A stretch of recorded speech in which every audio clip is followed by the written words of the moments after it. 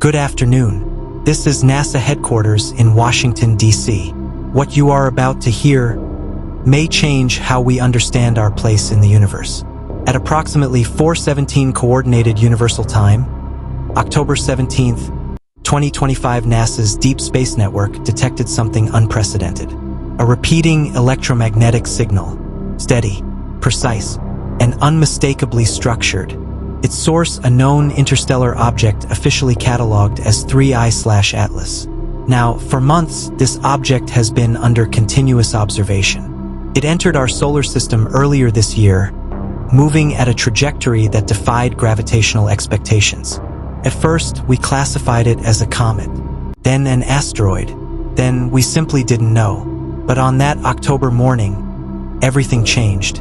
At first, we thought it was interference, static, some kind of telemetry error bouncing between antennas. But when crosschecks came in from Madrid, Canberra, and Goldstone, the pattern was identical. Same frequency, same pulse interval, same origin point, 3I/Atlas. The room fell silent. Every instrument technician, every astrophysicist, every communications officer just froze. Because what we were seeing wasn't noise. It was a signal. Let me be clear about what that means. A signal is not random. A signal carries intent, structure, purpose. We've trained our entire space listening infrastructure, the Deep Space Network, SETI arrays, radio telescopes, to search for patterns that nature does not produce. And what came from 3I/Atlas matched none of our known natural phenomena. The first pulse lasted 2.3 seconds, then silence, then another exactly 5.1 seconds later, then another.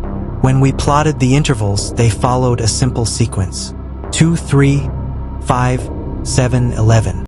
Prime numbers, mathematical precision embedded in electromagnetic radiation. That was the first moment our internal communications log used the phrase non-natural. Every space agency on Earth has dreamt of this pattern, a universal fingerprint of intelligence, prime number sequencing. It's the kind of thing we'd expect from anyone trying to say, "We know math, we know logic, we exist." Still, we had to rule out every possible terrestrial source. We scanned all military satellites, checked commercial relays, confirmed there were no reflections or echoes from known hardware. Nothing fit. Nothing explained it. By 6 o'clock Universal Time Coordinated, we verified the signal's frequency. It was transmitting at 1,420 megahertz, the hydrogen line. For decades, scientists have referred to this as the water hole, a quiet frequency in the cosmic spectrum where intelligent civilizations might attempt contact using hydrogen, the most abundant element in the universe, as a universal reference. So when we saw that number appear on our readouts, there was a collective intake of breath. This wasn't random static. This was a message transmitted in the one frequency we'd all agreed would make sense to anyone, anywhere. Over the next hours, our instruments logged hundreds of pulses, each one clean, each one mathematically consistent. No drift, no scatter. Then something changed. The beam narrowed, the signal strength doubled, and its direction shifted. It locked onto Earth. That was the moment every person in the control room realized we were no longer passive observers. We weren't just listening to space. Space was listening back. There's a weight that comes with that realization. The air thickens. Your mind starts racing through every protocol, every contingency plan that's ever been written for contact scenarios. And then you realize none of them truly prepare you for this. We immediately initiated full spectrum recording. All antennas, all receivers, all redundant systems active. We began decoding the pulse pattern, running it through every known encryption, compression, and linguistic algorithm. For hours, the signal remained stable until suddenly, around midday UTC, a new layer appeared. Faint harmonics, subfrequencies within the main carrier wave. And those harmonics weren't random either. Their spacing corresponded to hydrogen bonding patterns, the kind found in molecular structures that make up living systems. It wasn't just physics anymore. It was chemistry. At that point, one of our physicists said quietly, "If they're using hydrogen, they're speaking in the language of life." And no one disagreed. We'd entered territory that no human institution had ever reached before. This wasn't just about astronomy. This was communication, or the closest thing to it we've ever seen. By the 20th of October, the pulses evolved again. They grew sharper, denser. Each burst arrived slightly earlier than expected, as if compensating for our orbital movement. Predictive targeting. That's when the mood inside NASA shifted from awe to fear, because anticipation implies awareness. Awareness implies intent. Something or someone was tracking us in real time. At 4:17 Universal Time, coordinated on the 20th, we detected a short, compressed pulse unlike anything before. It lasted less than a second. When decompressed, it revealed a complex pattern resembling a double helix, a structure similar to DNA, but with ratios no living organism on Earth exhibits. Perfect symmetry, engineered precision. Our biochemists analyzed the geometry for hours. Some said it might represent an informational signature, a biocode.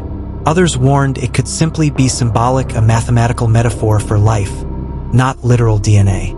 Either way, it carried intent, design, meaning. Minutes later, the signal stopped. Completely. Every receiver went silent. 3I/Atlas was nearing perihelion, its closest approach to the sun. We assumed the interruption was solar interference. But then, the impossible happened. As the object passed behind the sun, our solar observatories, SOHO, Parker, and the European Solar Orbiter, all recorded simultaneous system faults.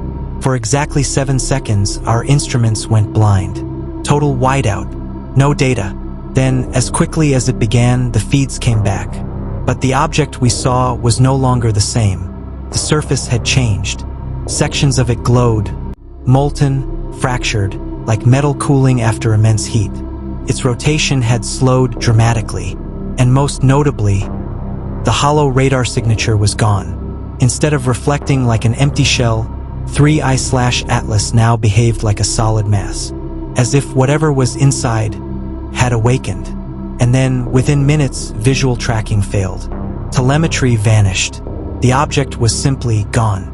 No debris, no trajectory, nothing. We triple-checked every satellite and deep space probe.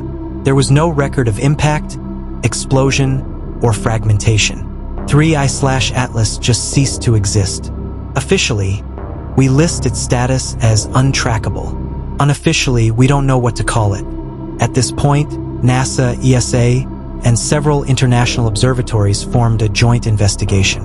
Our objective: decode every remaining byte of the transmission before it disappeared from our buffer logs. Over the next 72 hours, we discovered something extraordinary. Buried deep in the modulation were stacked data layers, frequencies nested like folders within folders. When reconstructed, they produced a faint tone, repeating at precise intervals. One of our engineers described it best. It sounds like sonar. Ping. Waiting for a reply. Inside the agency, debate erupted. Was this a probe, a relic from a long-extinct civilization, programmed to activate upon detecting radio noise? Or was it something more direct? A test, a measurement of our awareness? Some argued it was a warning.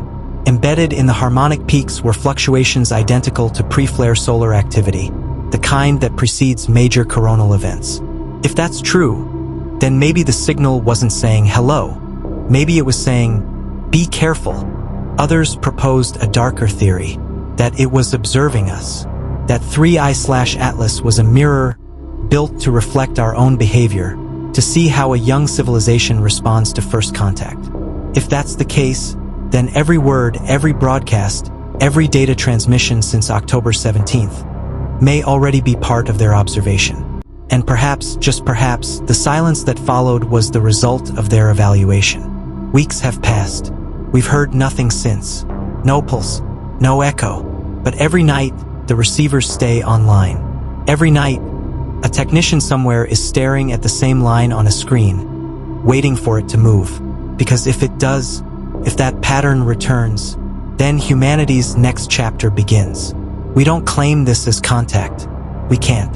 Science demands evidence, replication, verification. But we can say this: what came from 3I/Atlas defies everything we know about physics, communication, and probability. The signal was real, the structure was real, and its disappearance, still unexplained. People have asked what NASA believes. Are we ready? Are we afraid? Do we think they'll come back?